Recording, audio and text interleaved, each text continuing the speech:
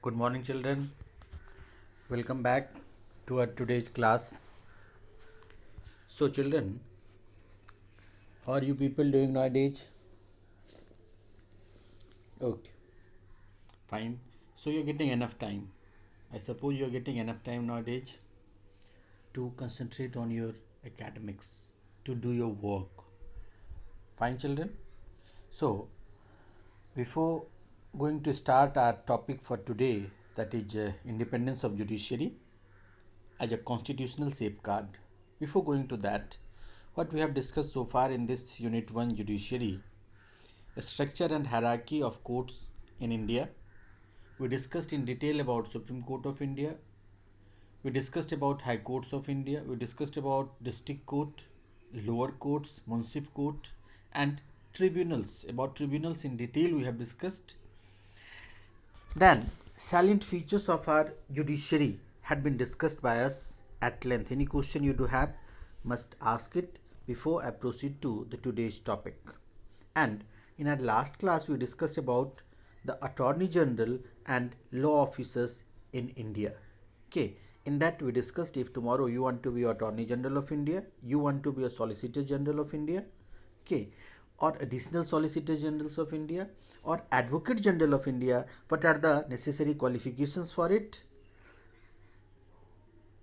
Okay, fine. So some of you I want to see in the days to come to be as Attorney General of India, as Advocate General of India, as Solicitor General of India. Okay, children. So we are going to discuss our today's topic, that is independence of judiciary as a constitutional safeguard. Judiciary in our country derives its powers and functions from, obviously, the most pious, the most sacred document of our country, of the Republic of India, that is Constitution of India. And this constitution till date remains the fundamental legal text for the functioning of Indian democracy. Means for the functioning of largest democracy on this planet Earth, children. Okay, if you do have any question, feel free to ask. Fine. Now, in this our constitution, in this very pious document of our country, of our land, there is one article, that is Article 50. This Article 50, yes children, Article 50 of Indian Constitution, it lays down the rule of independence of judiciary. Judiciary in our country is completely independent. And how can we understand it further? This can very well be understood as judiciary's autonomous status. Yes, children. Autonomous status of judiciary. Judiciary is autonomous in our country. It enjoys autonomy and their status, that's why we say autonomous status. It is separate from executive or legislative wings of the government. Remember, children, when we discuss about the three organs of government, then these are the three organs basically: executive, legislature, and judiciary. So, this judiciary is separate from executive or legislative wings of our government.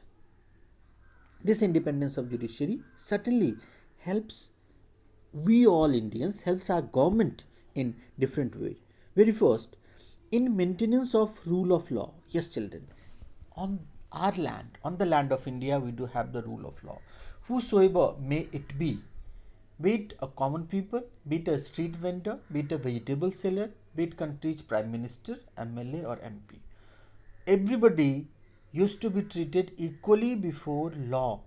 So rule of law is established. Against the norms, against the law, anybody takes any step, then due course of law is being ensured and the person is being given the punishment. Fine. Then in ensuring the good governance, yes children, independence of judiciary also helps in ensure good governance. Suppose government got 2/3 majority, government got 3/4 majority. Does it mean that government would start dictating its terms and condition?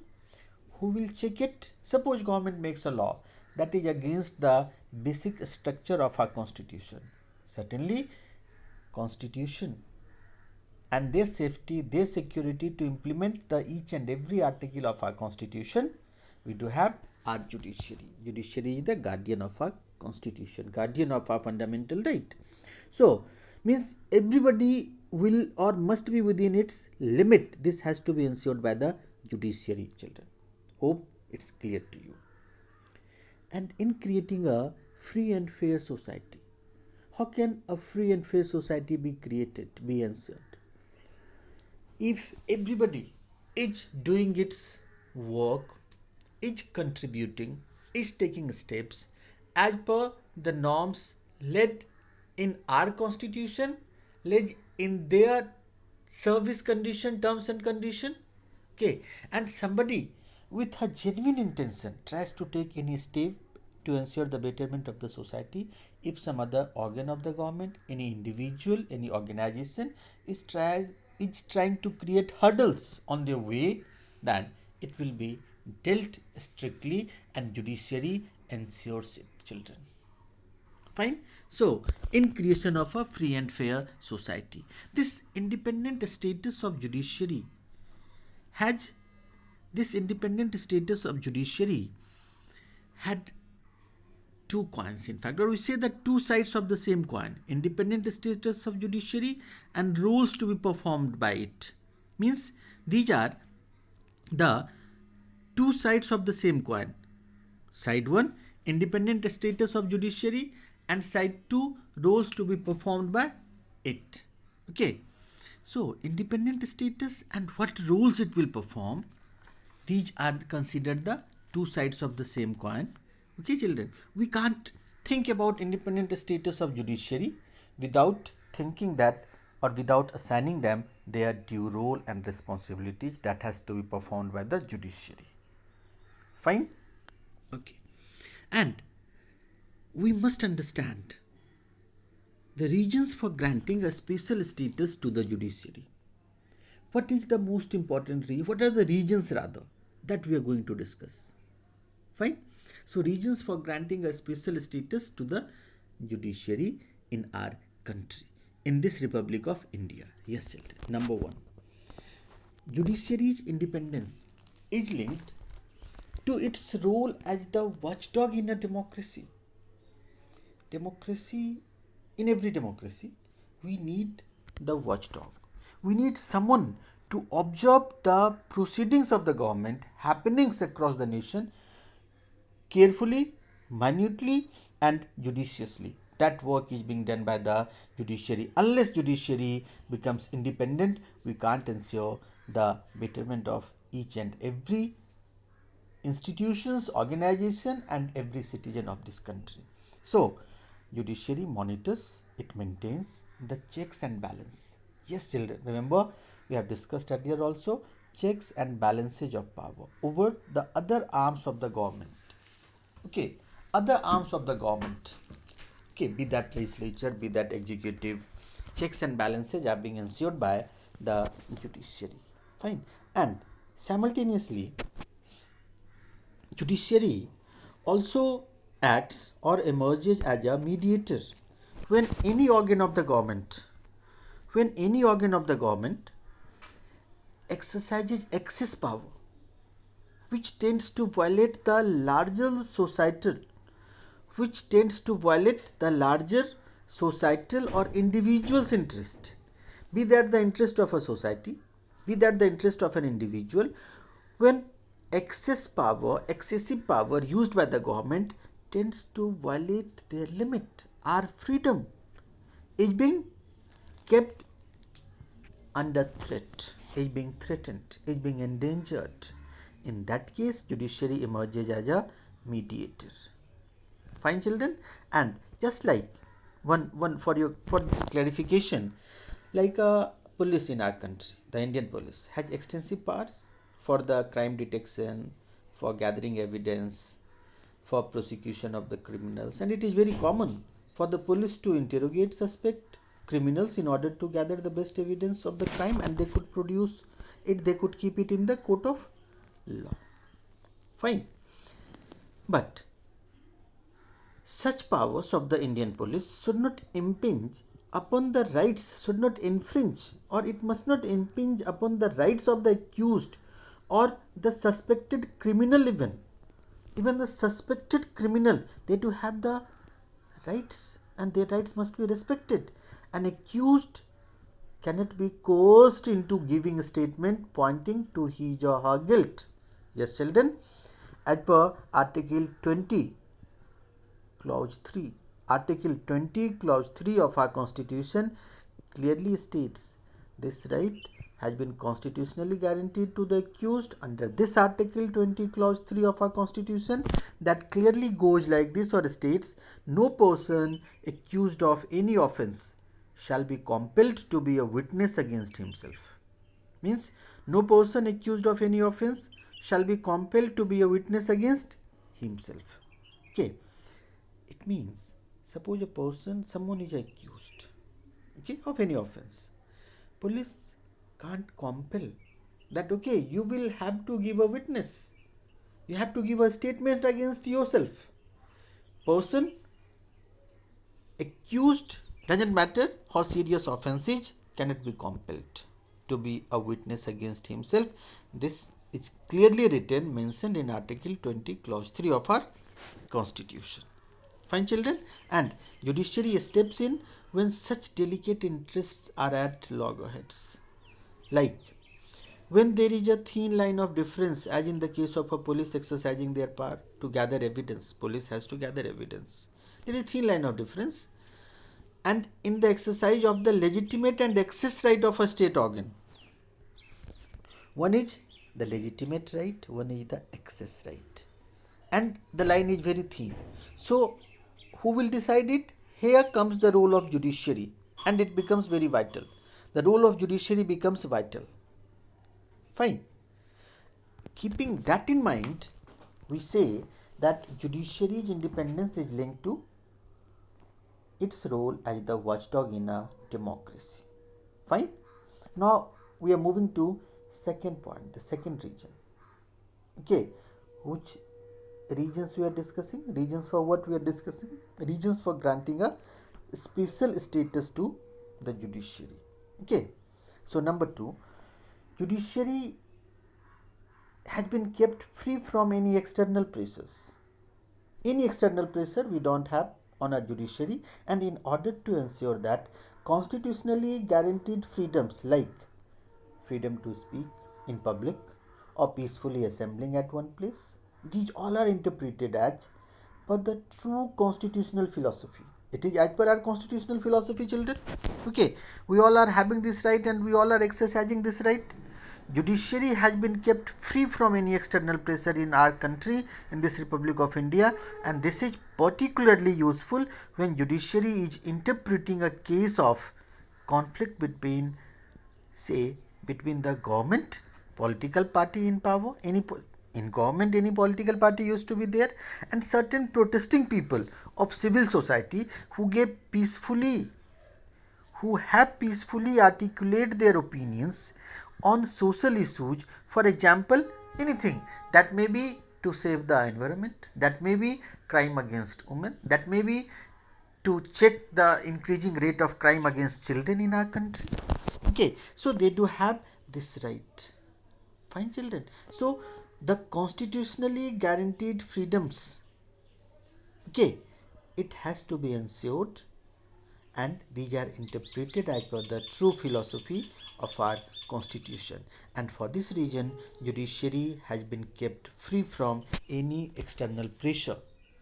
Okay, we have discussed earlier, again I am telling you, children, the body, the organ, the collegium that appoints the judges, the jury members, the same body, the same collegium can't remove them.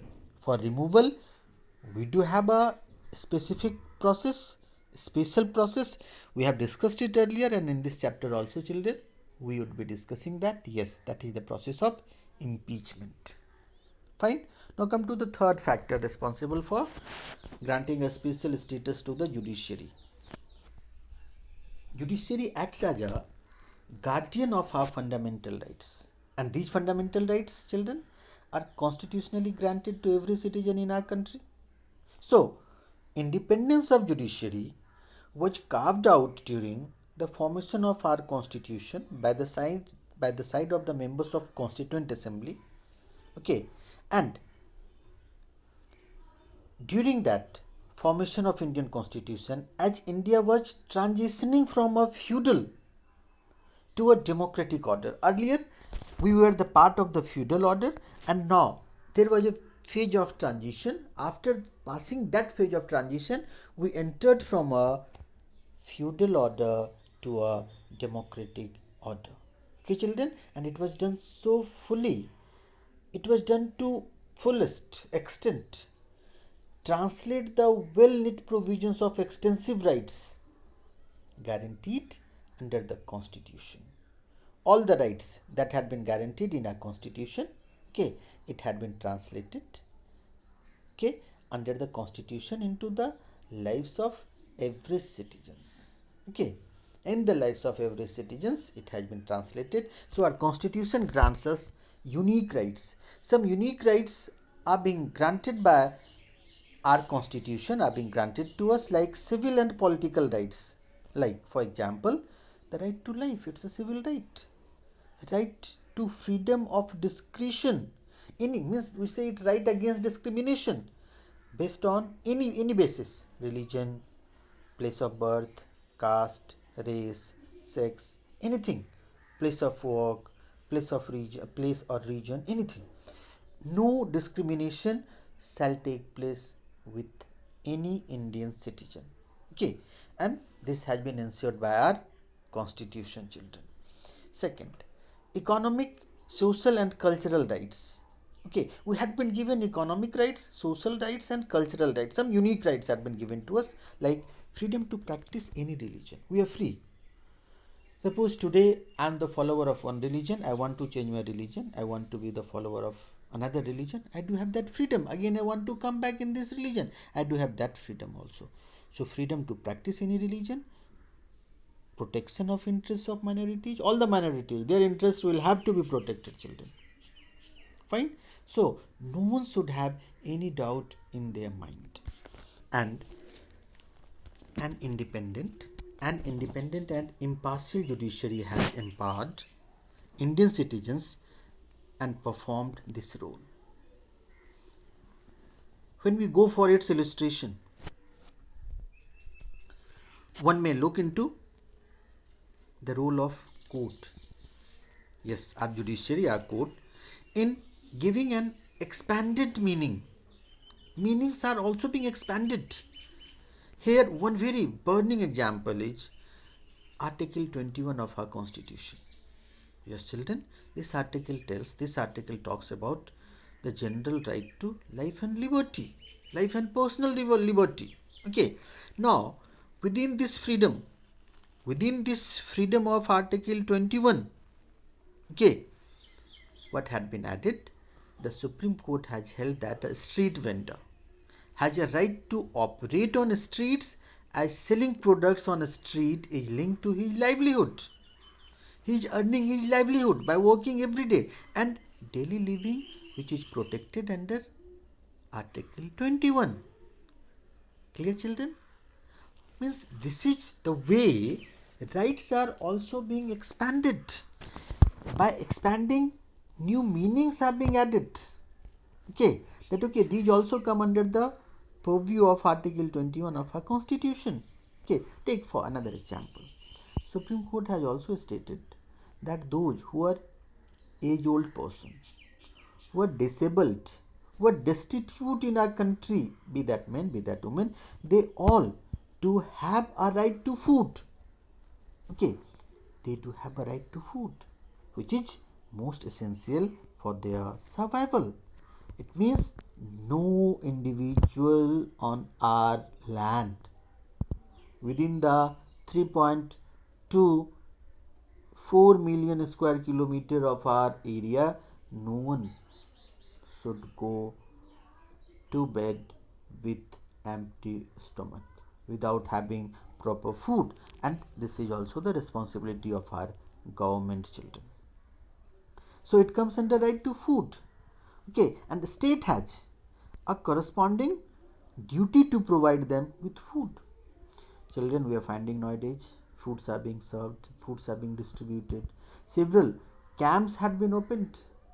Okay, although it's the emergency time because of COVID-19, it's the emergency situation.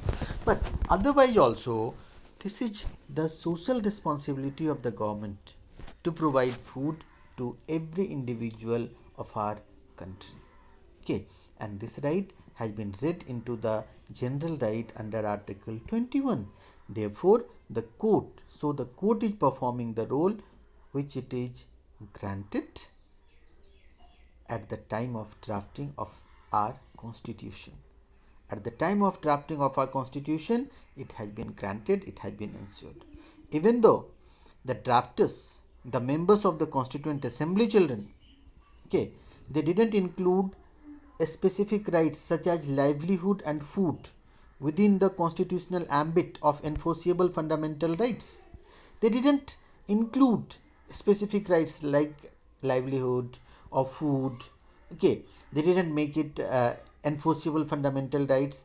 They are now made available to the citizens of India as a matter of rights. But they had given the scopes.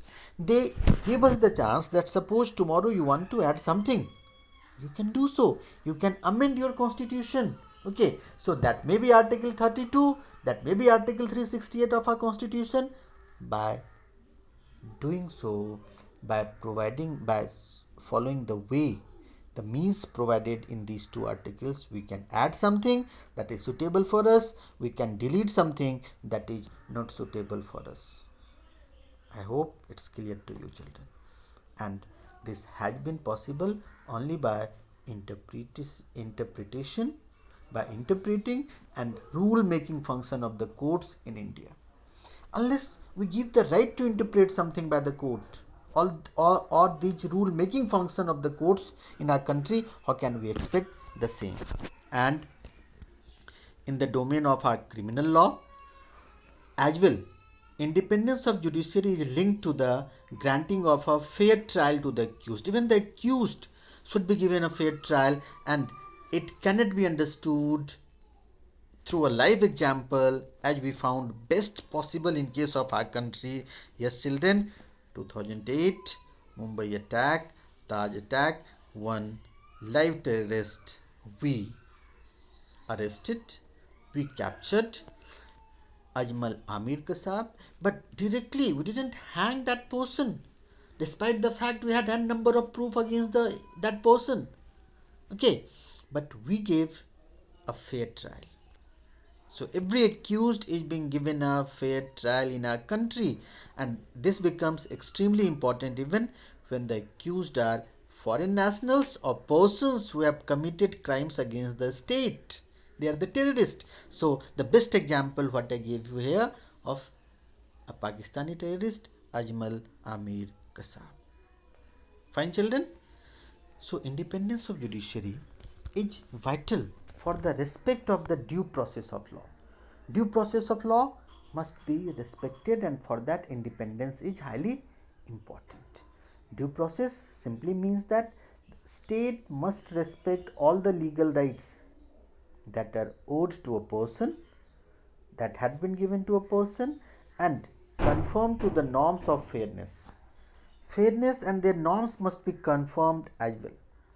Okay, fairness, conform to the norms of fairness, conform to the norms of liberty, conform to the norms of fundamental rights also, children. And this can be ensured only in an independent judiciary. Only an independent judiciary can make this concept operational. No dependent judiciary can make this concept ever operational. Fine, children, we can't expect this like our largest neighbor, China. Can we think so? Never. Okay, that's why history has given us enough evidence. History has evidenced that whenever the independence of judiciary has been disturbed, it has directly impacted upon the due process of governance and rights granted to a average citizen. Okay, what rights have been granted to average citizens? Whenever this balance, independence of judiciary has been disturbed, we can never think that process of governance will be followed there and rights should be given to every citizen of that country. That's why these lessons these lessons teach us that even in grave political circumstances, the rights of citizens should not be compromised. Rights of citizens must not be compromised, and this could only be possible through an independent and impartial judiciary. Yes, children. This is possible only through an independent judiciary. This is possible through an impartial judiciary. Okay. Therefore, independence of judiciary remains a vital and core principle even in the modern democracy, and a country like India had never thought to put these all basic rights given to our citizens at stake. Okay, that's why they are continuing with it. They are providing every possible rights, and by each passing day, we are adding something new. We are making it more meaningful, and all these things are possible because of independence of judiciary. We are finding in our country even a law that has been passed by the legislature, parliament makes a law, that is their sovereign right, that is their most important right. But any individual, we all are free. If we do have any concern against that bill passed by the government, we can go to judiciary, and if judiciary finds enough ground to at least have a look, has anything gone wrong while passing that bill, when a new bill has been uh, uh, a proposal or bill has been passed and a new act came into existence, if anything is wrong, Supreme Court can tell the government to set it right. If nothing goes wrong, nothing has gone wrong, then Supreme Court will give a clean chit that no, this law, this act that has been passed by the government is 100% true, 100% correct, and we don't have to say anything to the government. This is how a good governance is being ensured, children. Hope you must have enjoyed this independence of judiciary. In case of any doubt, any question, must ask. Feel free to share your concern. Thank you. Have a nice day. Stay safe. Take care.